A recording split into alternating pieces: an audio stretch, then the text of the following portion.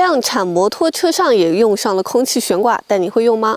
今天呢，我们来看就是奔达黑骑500的使用说明。在这期视频里，我们也会看到一些特殊配置的使用讲解。那我们开始吧。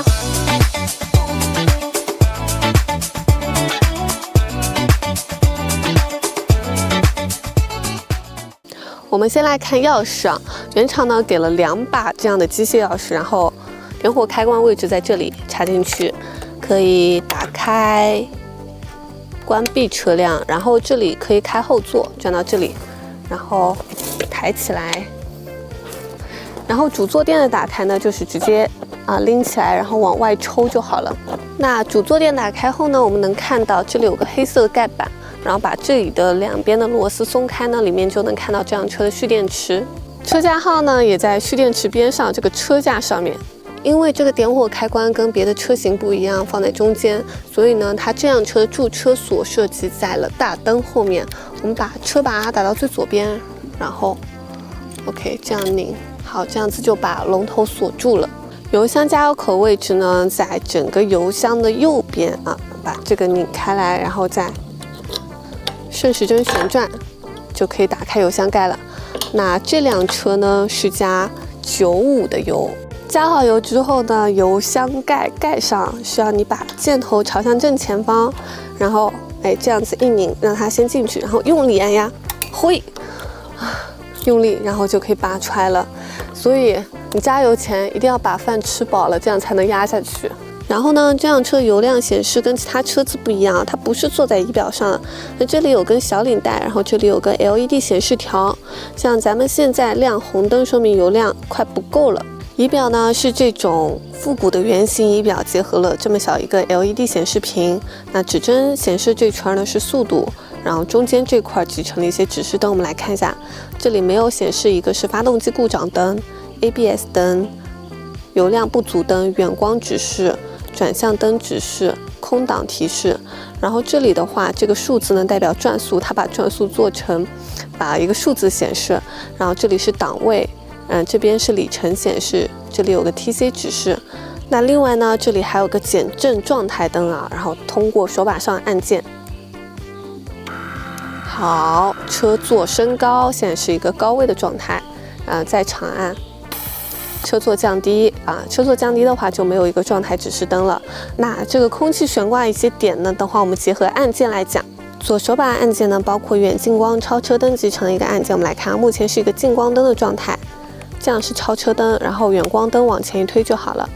然后再来这块呢是定速巡航，定速巡航功能是选配的，然后往左滑动呢是打开定速巡航。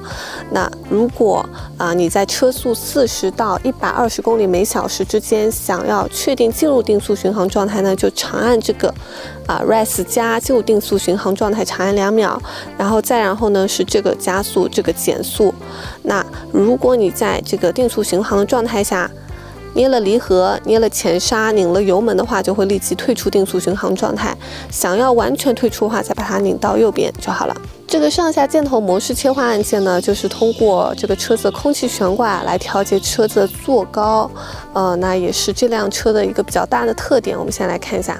第一点呢，就是每次上车的时候，它会根据这个乘坐人的体重，等会儿进行一个坐高变化。OK， 现在是到了我的一个坐高，然后呢，按这个上下箭头按键可以升高、降低。那如果你想重新标定这个坐高的话，捏住右边的刹车拉杆，然后长按这个上下箭头的按键，大概15秒左右吧。等一下。15 seconds later， OK， 你会感觉到这个坐高的变化。那另外的话，在骑车过程中，如果车速高于20公里每小时，坐高会升高；低于20公里每小时，坐高又会降低。那这个呢，是为了在你起步或者说快要停车的时候有更好的一个落脚性。所以你在骑车过程中感受到它这个一个坐高变化，也不要太害怕，尤其是在市区的时候，这种走走停停。那接下来的按键就比较常规了。左右转向灯按键，然后喇叭按键、灯光按键。然后我们看右手把，右手把最上面的话是 TC 按键、ABS 开关，然后启动熄火按键、双闪开关。那另外的话，左边离合拉杆还有右边前刹拉杆呢，都可以往前推调开度。现在是1，然后2，这样子。OK， 那以上我们看了一些基本使用，包括这辆车上比较特别的空气悬挂，还有定速巡航一些操作。那接下来的话，我们看一下这辆车可调部分啊。首先是这个大灯的这样子的角度是可以进行调整的，调节方式呢就是在这里上面，还有这下面。底部这里有固定的螺丝跟螺母，给它拧松，然后这样子转着调，然后再拧紧就好了。那在这里的话，手把角度可以根据你自己的手长或者驾驶习惯进行调节。调节的螺丝呢是这里，把这个给松开，然后这样子去转动调整，调整好之后再拧紧就 OK 了。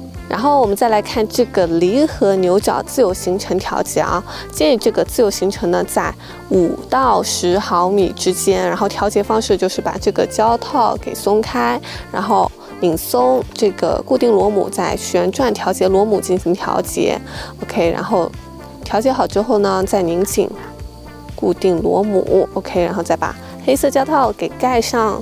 那最后的话，这里左边的挡杆，然后右边的后刹踏杆，可以通过把这边的内侧的这个螺母给拧松，然后给它调节角度，调节到适合自己的角度，然后再拧紧。OK， 那以上就是奔达黑骑500这辆车的使用调节重点。我们接下来也会有对应的保养检查视频，可以继续关注哦。